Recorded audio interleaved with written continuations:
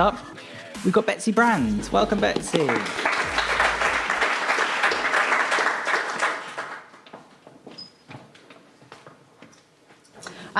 Hi, everyone. I'm Betsy Brand. I missed the mark about this being a local thing. I came from Los Angeles. I'm a content producer at the Getty Research Institute there, and welcome to the UX Academic. The goal of this presentation is to give everyone a skeleton of how you can use user experience research techniques into really thoroughly understanding your audience, and show you that you don't have to be a web or an app developer to do so. And on top of it, you don't have to be a sociologist or an anthropologist or someone who studies people for a living. And throughout, I'm gonna use examples from a 2-year research study that I did into how art history scholars use social media. So what we'll cover today, we'll look at why you should conduct research in the first place, setting your goals for that research, and then using UX exploratory research techniques to do so, and finally applying those results. So here's a beautiful aerial view of the Getty Research Institute in Los Angeles. Has anyone been to the GRI before? Three, 4, 5 people? Okay, has everyone heard of the Getty at least? Okay, so for people who haven't been, the Getty Research Institute is the scholarly research arm of the wider J. Paul Getty Trust. We're entrusted with millions of pieces of archival and original art history resource material. So we have everything from early modern rare books to one of our most recent archives, which I'm really excited about, is the archive of the architect Frank Gehry. So we've started to get some of that stuff in. And so our purpose is to make these collections accessible to art historians and visual culture scholars. So it's either on-site here at our little spaceship or online. We have a really big digitization program. But one of the problems we are having is that our senior staff, who are also very well known and respected art historians, tend to be quite traditional. So when it comes to digital thinking, they're a little bit hesitant when it comes to tools that we don't make ourselves. So we have things like the research portal, which digitizes, why is that a hard word to say? Rare books, books in our collection so people don't actually have to come all the way to Los Angeles to read them. So when it came to social media especially, the question was, if we're not using things like Facebook and Twitter, are other art historians using Facebook and Twitter? So we really needed to find this out for ourselves. And to do so, we knew that we needed to take a really scholarly approach to it as well, because this is the kind of information that our senior staff was reading and consuming. So whatever we put out, we'd need to make sure it was in a language that they spoke. So this slide is called Why Conduct Research, and these are the first things you need to look into if you're going to conduct research, but they're also the first couple of steps if you've decided that you have to conduct research too. So the first is looking at, has there already been research conducted in your subject area? This is also known as the literature review. So looking at everything that could possibly be related to what you're interested in, even tangentially. If you're really lucky and you get to the next step, if it meets your needs, you don't have to perform the research. Someone's already done it for you. That wasn't the case for us. But then also you want to check in with your network. What do people that you know also know? We have a couple of people at the GRI and the Getty at large who are starting to look into audiences, because we're really beginning to look into what our website is supposed to do and who it's reaching, what our users really want. So they can point you to other information that's out there that you may not have found on your own. And then fourth, is there a business need? Business need could just be that you've been asked to do it, so you have to do it. Part of the main reason we had this business need was that as it is with many nonprofit sector jobs, there aren't enough people to do the work. So if we were doing work in the social media realm, but it wasn't something our users needed, then was it something that we should really be investing our time in? And that was the question that we posed to ourselves before we began. So first and foremost, you want to set your goals. Goals are really important to set as soon as you can. It helps keep you on track. It helps keep things focused. And you want to involve your senior staff in this process because ultimately they're going to be the ones who you have to please, but also they're probably going to want to put their input in throughout the process. And if you involve them, it'll help mitigate it along the way if they feel like they've done something at the beginning and it's their research too. So we began by speaking to our senior staff. We did 7 interviews with our senior staff. And this was everything from how they feel about social media, do they use social media, and then what their goals were for the results of this process. So the first one is our audience on social media? Plain and simple, yes or no. Do they use it as something for their work and research? And then find out what their underlying perceptions, attitudes, biases, and fears are, what their biggest challenges are in their daily work, and researching what are things that they wish they had, and how and where does social media fit into their lives in general, outside of the work environment. So how do you go about this? I'm a content producer. I research things on a daily basis. I don't do ethnographic research on a daily basis, though. But if you're working in the digital world, which I imagine many of you are, since this is MCNx, and the X makes it sound more technologically savvy, you're probably familiar with the user experience process. For those of you who aren't, this is a graphic of the user experience cycle. You can see it is cyclical, it's iterative, and the purpose of it is putting the user at the center of what you're building, designing, anything that you're creating. It looks at what your user needs rather than you building something and then seeing how it fits into your user's life. So actually making something that's useful for them.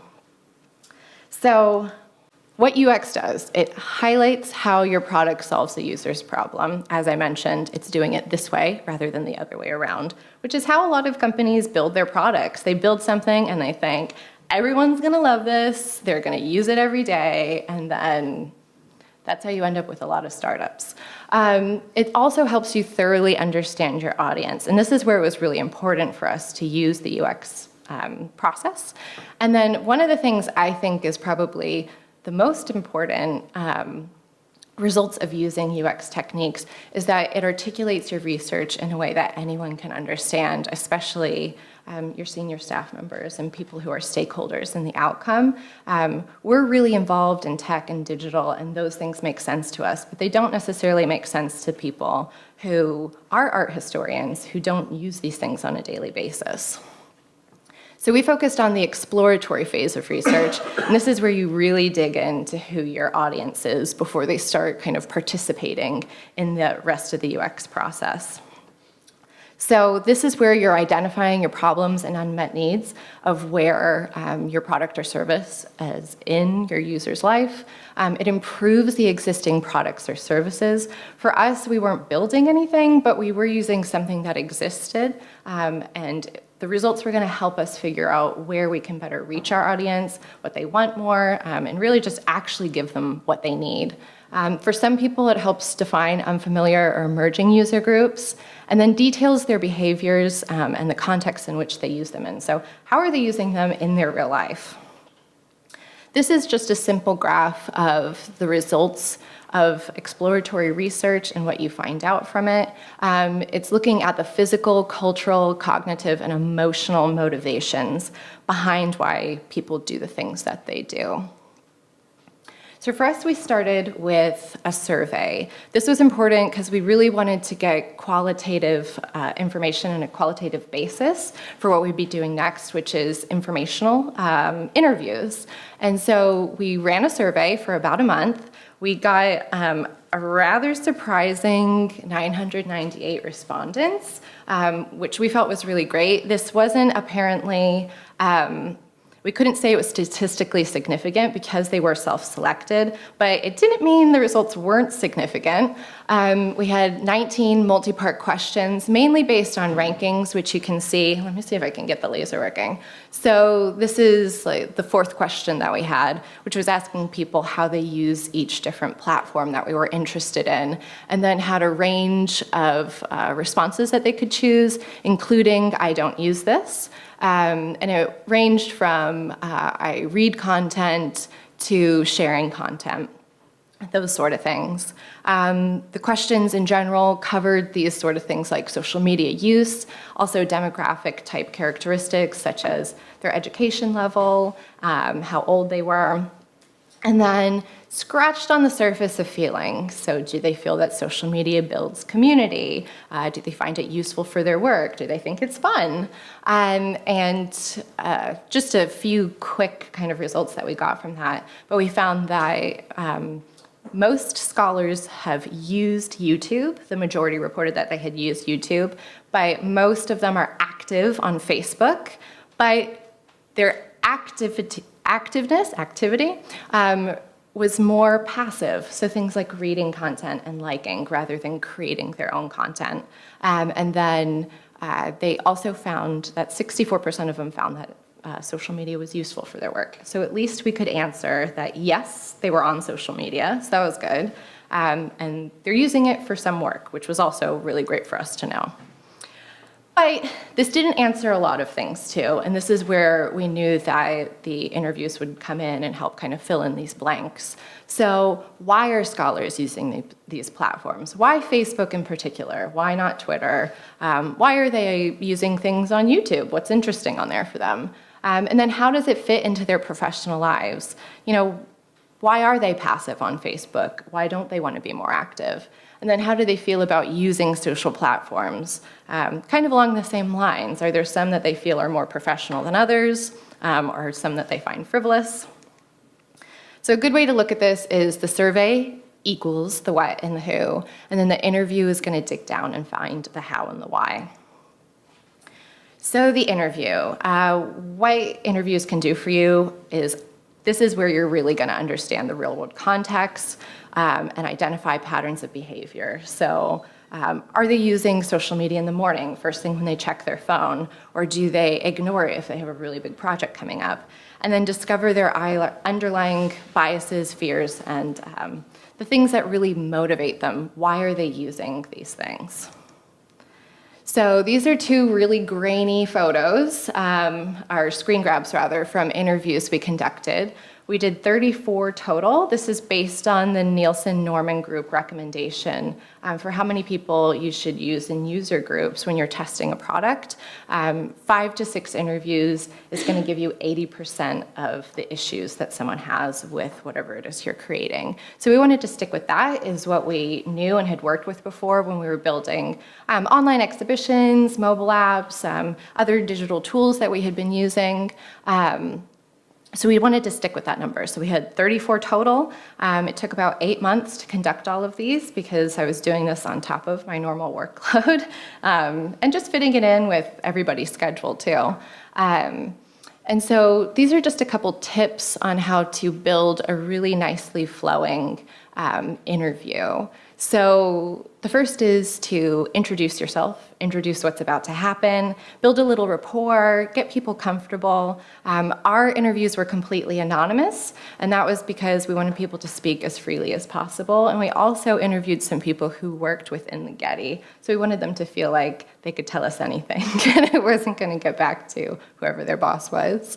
And then first start with broad questions. So questions like, what does a typical day look like? Do you have a smartphone? Some people didn't have a smartphone, which was pretty interesting in the case that it was 2017 at the time. Some people were excited that they were getting their first smartphone that year. And then follow up with case-focused questions. So asking them the questions like, what platforms do you use? And then you can start digging in even further to get to the root. Why are they using those platforms?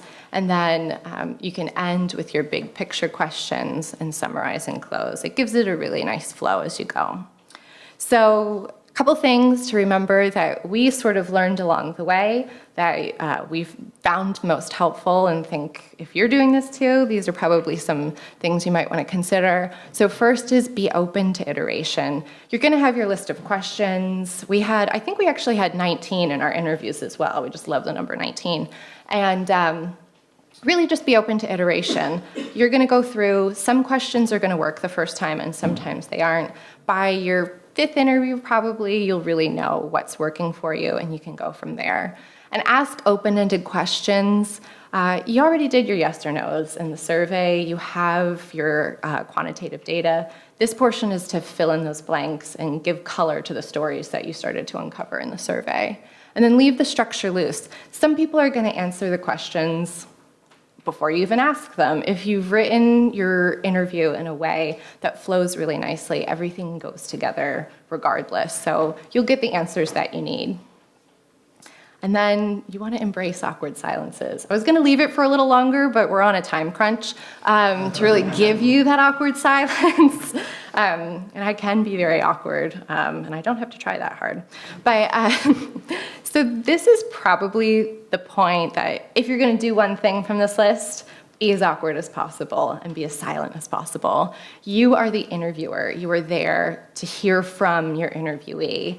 And awkward silences, as humans, we want to fill in silences. People don't like to socially have gaps in the conversation. So allow people to sit and think a little bit. This is when you're going to get the most interesting insights out of the people you're talking to, because they want to fill in the gaps. And on top of it, they've spent about an hour thinking about things they might not have thought of before. A lot of people gave us kind of the feedback as they were going like, oh, I've never considered that, or I hadn't thought about why I do that. And once they have the time to sit and think, you're really going to get to the root of why they like and do the things that they do. So you've been working for 2 years, slaving away at it.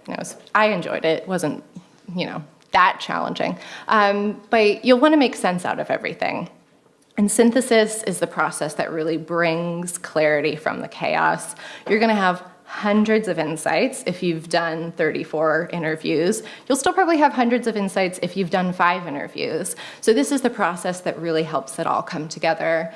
It shows you not just the what, but the why. This is where you're going to get your insights and kind of condense them into, your takeaway big picture items. And then it also takes you out of your own head. Synthesis is a process that's done in a group setting. You're doing it with your team or other people that you've selected, and they're going to be looking at things that they've never seen before, but you've been working with it really closely for however long it takes you. Hopefully not 2 years like it did for me, but they're going to show you things that you may have missed otherwise.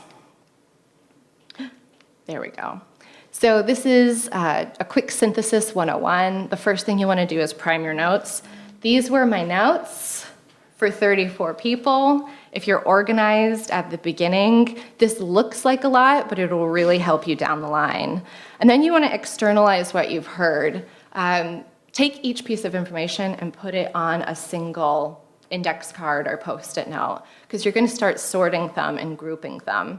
And you'll want to organize each little piece into separate topics. So we used processes, attitudes, approaches, relationships, behaviors, goals, and unmet needs. I know that's a long list, but this really helps you figure out where things cluster together. And once you start clustering them together, then you'll get your really meaningful insights and the things that you can see that motivate people to do the things that they do.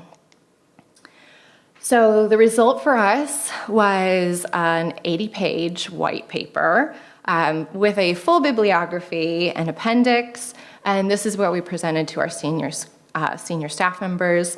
And we found that the key motivations for scholarly use of social media were access, time, advancement, trust, and professional reputation. So going back to that example of using Facebook, but using it passively, we found that the reason that they do that is because they're really worried about anything they make and put out into the world and their professional reputation. Whatever they do, they want to make sure it reflects back on who they are as a scholar, and they want to make sure that they're taken seriously by the scholarly world at large. But Facebook is not seen as scholarly, and it's seen as kind of frivolous and a little bit of a waste of time. So there's still kind of a gap between how digital people view social media as a great way to connect to one another, which they do. They connect to their network and they interact that way, but they're not keen to publish there yet.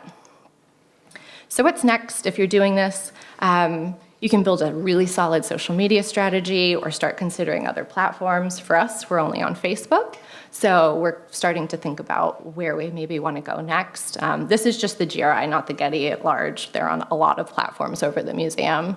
And it also informs your overarching digital strategy, and you can apply all of these results to your web-based projects. People don't look at things in a vacuum, and social media is so closely tied to any other digital thing that people are working on.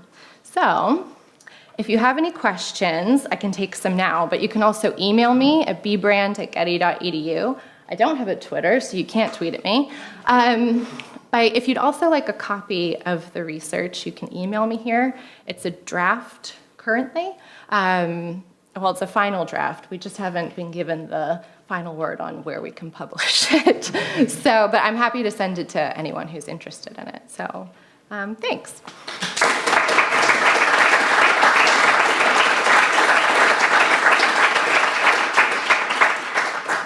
Any questions? You can find me later if you're... Go ahead. Thank you, that was fascinating. You mentioned the dictum that 5, 6, gives you 80%. Yes. You went to 34. Oh, well, so the question was, why did I do 34 if 5 to 6 people get you? It was worth it. Well, that actually is a really good question. The reason we did 34 is we had 6 user groups. I didn't include that in here. I guess I probably could have. I would have put me over the 20 minutes, though. The reason we did that number is we broke it up. Our hypothesis was that people who were local to the Getty and people who were non-local, we called them. So anyone outside of kind of a 2-hour radius of Los Angeles, which could still be in Los Angeles depending upon the traffic, if they could easily get to our resources in person.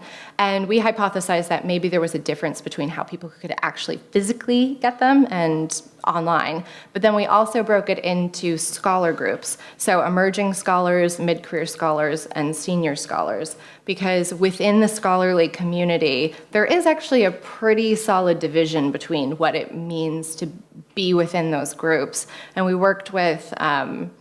actually worked with an emerging scholar and a senior scholar to get to those divisions. And that's why we had kind of the goal of around 36 interviews total. We ended up not getting one for 2 separate groups. So we at least had 5 in all of the groups. But we actually found that there was no difference between local and non-local, because people actually can't come up to the Getty as often as they would like. And especially if they have other jobs or whatever it is they're doing. So we needed to do it, but we ended up doubling our work because in the interview portion, because we had all of those user groups. Yeah. You're welcome. All right, thanks. That was great. Thank you very much.